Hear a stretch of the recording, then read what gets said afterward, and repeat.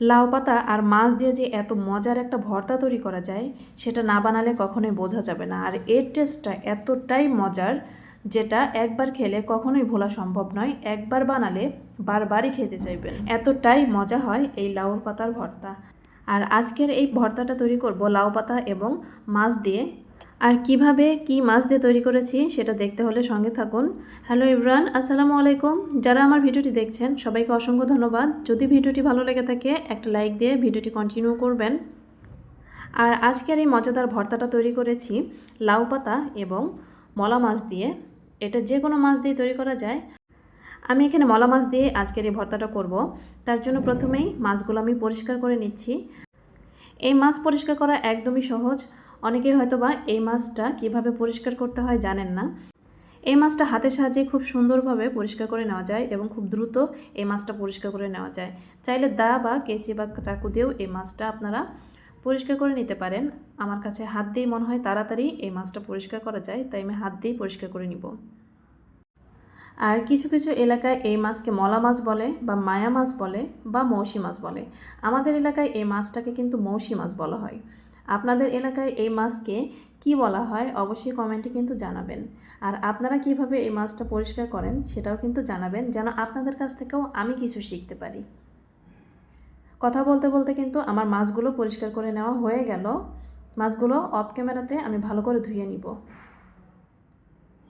এখানে আমি লাউর পাতা নিয়েছি, পাতাগুলো আমি পরিষ্কার করে নিব।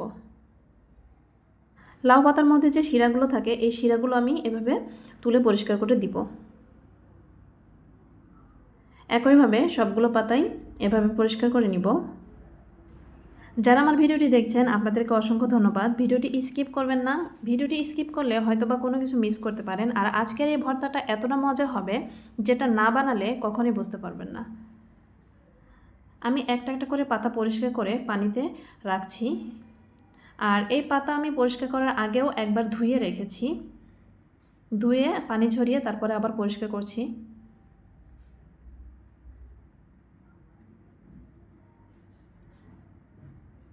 একে একে সবগুলো পাতায় আমি পরিষ্কার করে নিলাম। এখন ভালো করে ধুয়ে নিব।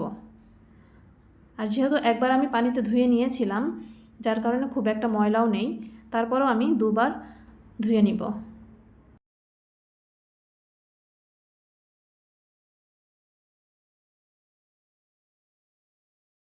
লাউ পাতাগুলো ভালো করে ধুয়ে নিয়েছি। এখন এই পাতাগুলো পানি ঝরার জন্য রেখে দিব। এখানে একটা ছাঁকনিতে আমি পাতাগুলো রেখে দিলাম যেন পানিটা ঝরে যায়। এদিকে আমি বাকি উপকরণগুলো রেডি করে নিচ্ছি। তার জন্য এখানে নিয়েছি পেঁয়াজ। পেঁয়াজগুলো কেটে নিব।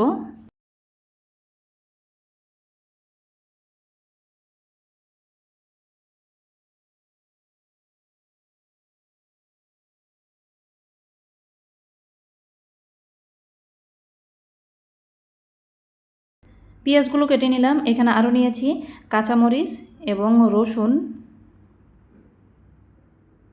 এখন পাতাগুলোও কেটে নিব। এখানে লাউর পাতা যে ধুয়ে পরিষ্কার করে পানি ঝরিয়ে রেখেছিলাম সেই পাতাগুলো এখন কেটে নিচ্ছি।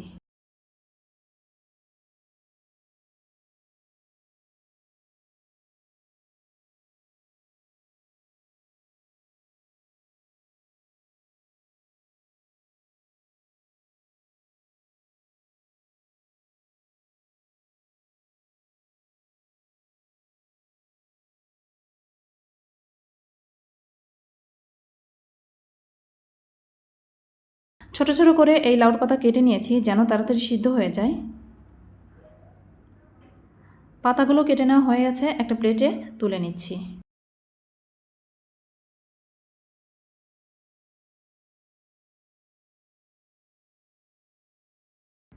ব্যাস, এই ভর্তাটা করার জন্য সবগুলো উপকরণই আমি রেডি করে নিয়েছি। এখানে মাছও ধুয়ে পরিষ্কার করে নিয়েছি আর লাউর পাতাও কেটে নিয়েছি। সঙ্গে আরও নিয়েছি কাঁচামরিচ, রসুনের কোয়া এবং কিউব করে কেটে রাখা পেঁয়াজ। এখন চুলায় একটি কড়াই বসিয়ে দিয়েছি। চুলায় কড়াই বসিয়ে দিয়ে এখানে দিয়ে দিলাম সরিষার তেল। তেল গরম হতে হতে এখানে আমি মাছটা রেডি করে নিব। তার জন্য মাছে আমি দিয়ে দিয়েছি মরিচের গুঁড়া হাফ চা চামচেরও কম, সামান্য একটু দিয়ে দিলাম হলুদের গুঁড়া এবং সামান্য একটু দিয়ে দিলাম লবণ। এই তিনটে উপকরণ দিয়ে মাছ ভালো করে আমি মাখিয়ে নিব।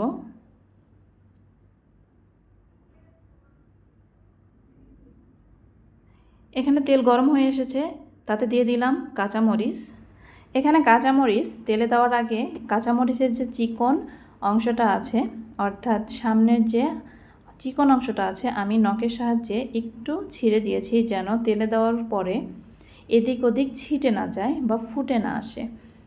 কাঁচামরিচ দেওয়ার পরে এখানে দিয়ে দিলাম রসুন এবং কিউব করে কেটে রাখা পেঁয়াজগুলো। ভালো করে নেড়েচেড়ে কিছু সময় ভেজে নিব পেঁয়াজ, কাঁচামরিচ, রসুন। এখন দিয়ে দিলাম 2টো শুকনো মরিচ। আপনারা চাইলে শুকনো মরিচের পরিমাণ বাড়িয়ে দিতে পারেন, এতে এর টেস্টটা আরও ভালো আসবে। সব কিছু ভেজে নেওয়া হয়ে গেছে, এখন আমি সব তুলে নিচ্ছি একটা প্লেটে।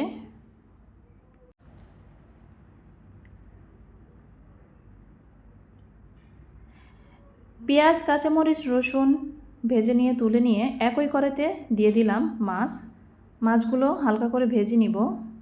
যারা ভর্তা প্রেমী আছেন, ভর্তা খেতে পছন্দ করেন, তারা কিন্তু অবশ্যই আমার চ্যানেলটি সাবস্ক্রাইব করে পাশে থাকা বেল আইকন প্রেস করে দিবেন, কেননা এই সপ্তাহ জুড়ে আরও নতুন নতুন ইউনিক বিভিন্ন রকমের ভর্তা নিয়ে আমি আপনাদের সামনে হাজির হব। ভিডিওটি স্কিপ না করে সম্পূর্ণ ভিডিও জুড়ে সঙ্গে থাকুন, কারণ আজকের এই ভিডিওটা অনেক গুরুত্বপূর্ণ।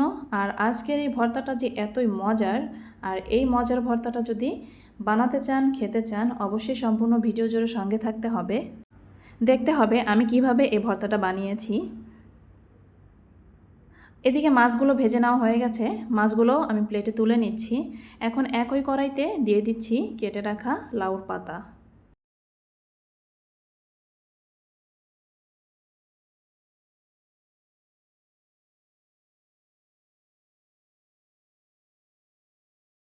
দিয়ে দিচ্ছি সামান্য একটু লবণ দিয়ে লাউ পাতাটা কিছু সময় নেড়ে চেড়ে সিদ্ধ করে নিব। ভিডিওটি দেখতে দেখতে যারা এ পর্যায়ে এসেছেন, একটা লাইক দিতে ভুলে গেছেন, একটা লাইক দিয়ে ভিডিওটি কন্টিনিউ করবেন। ভিডিও যদি ভালো লেগে থাকে অবশ্যই সুন্দর একটা মন্তব্য রেখে যাবেন, যেন আমাদের কাজের অনুপ্রেরণা আরও বেড়ে যায়। আর এরকম মজার মজার ভর্তা রেসিপি আমার চ্যানেলে আরও আছে, চাইলে দেখে নিতে পারেন, বিশেষ করে যারা ভর্তা প্রেমী, যারা ভর্তা খেতে পছন্দ করেন। লাউ পাতা যেন তাড়াতাড়ি সিদ্ধ হয়ে যায় তার জন্য আমি এখানে ঢেকে দিয়েছিলাম। ঢাকনা তুলে তুলে মাঝে মধ্যে আবার নেড়ে দিব। শাক যখন 80% সিদ্ধ হয়ে আসবে তখন এর মধ্যে দিয়ে দিলাম 1 টেবিল চামচ পরিমাণ সরিষার তেল। সরিষার তেল দিয়ে ভালো করে নেড়ে চেড়ে কিছু সময় ভেজে নিব। যত সময় না এই শাকের পানি শুকিয়ে আসছে তত সময় এই শাকটা নেড়ে চেড়ে ভেজে নিব এবং এর মধ্যে 100% সিদ্ধ হয়ে আসবে। আমি মাঝে মধ্যেই চেক করে দেখছি শাকগুলো সিদ্ধ হয়ে আসছে কি না। লাউ পাতার শাকগুলো ভালো করে সিদ্ধ হয়ে এসেছে। এখন এই পাতাগুলো শিলপাটায় নিয়ে নিচ্ছি, কারণ আজকের ভর্তাটাও শিলপাটাতেই করব। আর শিলপাটাতে যে কোনো ভর্তাই কিন্তু অনেক মজা হয়, এর টেস্টটাই অন্যরকম। লাউ পাতাগুলো শিলপাটায় নিয়ে নিয়েছি, এখন মাছগুলোও নিয়ে নিব। লাউ শাক এবং মাছ আমি একসঙ্গেই বেটে নিব। এক্ষেত্রে একটা সুবিধা আছে, লাউ পাতা এবং মাছগুলো একসঙ্গে বেটে নিলে বাটা খুব দ্রুত হয়ে যায়। আপনারা অনেকেই হয়তো বা লাউ পাতার ভর্তা করেন, বিভিন্নভাবে লাউ পাতার ভর্তা করে খেয়েছেন। আজকে আমার মতো এভাবে একদিন ট্রাই করে দেখবেন কতটা মজার হয় এই লাউ পাতার ভর্তা। আপনারা চাইলে এখানে মলা মাছের পরিবর্তে অন্য কোনো মাছ দিয়েও লাউ পাতার ভর্তা করে নিতে পারেন, সেক্ষেত্রেও টেস্টটা কিন্তু কোনো অংশে কম আসবে না। মাছ এবং এই লাউ পাতার শাক ভালো করে মিহি করে বেটে নিব। আমি একবার বেটে নেওয়ার পরে আবারও বেটে নিচ্ছি যেন ভালো করে মিহি হয়, আর মাছের কাঁটাগুলো যেন ভালো করে মিহি হয়ে গলে যায়। ভালো করে বেটে নিয়েছি। এখন পেঁয়াজ, কাঁচামরিচ এবং রসুন ভেজে নিয়েছিলাম সেগুলো দিয়ে দিলাম, সেগুলোও এখন বেটে নিব। দিয়ে দিচ্ছি সামান্য একটু লবণ দিয়ে ভালো করে সবগুলো বেটে নিব। এখানে আমি আধা বাটা করে সব কিছু বেটে নিব, একদম মিহি করে বেটে নেওয়া যাবে না।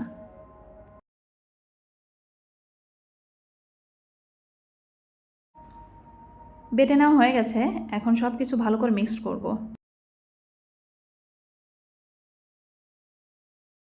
এখানে ভালো করে সব কিছু মিশিয়ে নিতে হবে।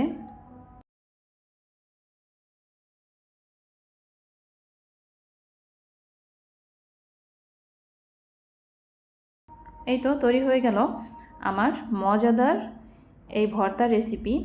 একবার হলেও ট্রাই করে দেখবেন কেমন হয়েছে এবং কমেন্টে জানাবেন এই ভর্তাটা কতটা মজার হয়, অবশ্যই জানাবেন। যারা এত সময় আমার ভিডিও জুড়ে ছিলেন আপনাদেরকে অসংখ্য ধন্যবাদ। ভিডিওটি ভালো লাগলে অবশ্যই লাইক কমেন্ট শেয়ার করবেন। যারা চ্যানেলে নতুন, আমার ভিডিও যদি আপনাদের কাছে ভালো লেগে থাকে অবশ্যই আমার চ্যানেলটি সাবস্ক্রাইব করে পাশে থাকা বেল আইকন প্রেস করে দিবেন, যেন নতুন কোনো ভিডিও আপলোড করলে আপনাদের কাছে নোটিফিকেশন পৌঁছে যায়। সবাই ভালো থাকবেন, আল্লাহ হাফেজ।